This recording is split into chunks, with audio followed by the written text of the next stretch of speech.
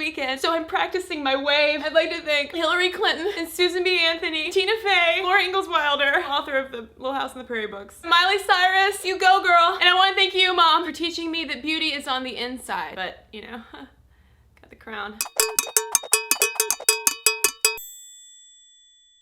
That's right, Mommy Little Beauty Queen, you. The Miss USA pageant is happening this weekend, but what I found out was that Miss USA would not exist at all if it weren't for Miss America 1951. The whole thing started when Miss Alabama, Yolanda Betsby, won Miss America in 1951. One of the big sponsors of Miss America at the time was Catalina Swimwear. And so as part of the deal with her becoming Miss America, Catalina Swimwear was like, hey Yolanda, congratulations, put on a swimsuit, we're gonna take some pictures of you. No, you're not. Yeah, we are. You're Miss America. No, I'm not. A great direct quote from Yolanda that really just summed up, I think, hers and every other woman's feelings about having to stand in a swimsuit in front of a lot of strangers was that, quote, it's just awkward.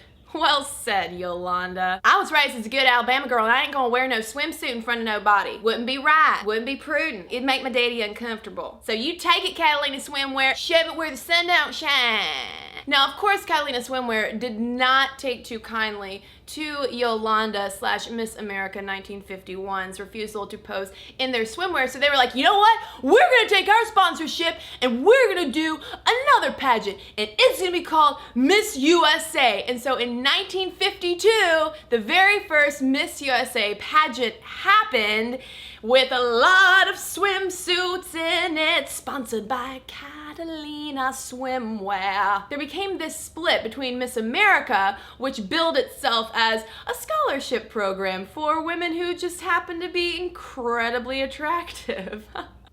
Whereas Miss USA was a little bit sexier, a lot more swimmier, and now is owned by Donald Trump. And if you look at the swimsuits that contestants wear in Miss USA versus Miss America, well, Miss USA tends to show a little bit more skin because it is considered more of a beauty pageant. It's not so concerned with the scholarship aspect. It's all about looking at some lovely ladies. And Donald Trump? So if you watch the Miss USA competition this weekend, keep in mind that the entire thing was founded because of swimsuits and because of Yolanda Betsby, 1951 Miss America, who I think should really be the Miss Universe because she seems like one of the coolest ladies ever. The most wonderful time of the year.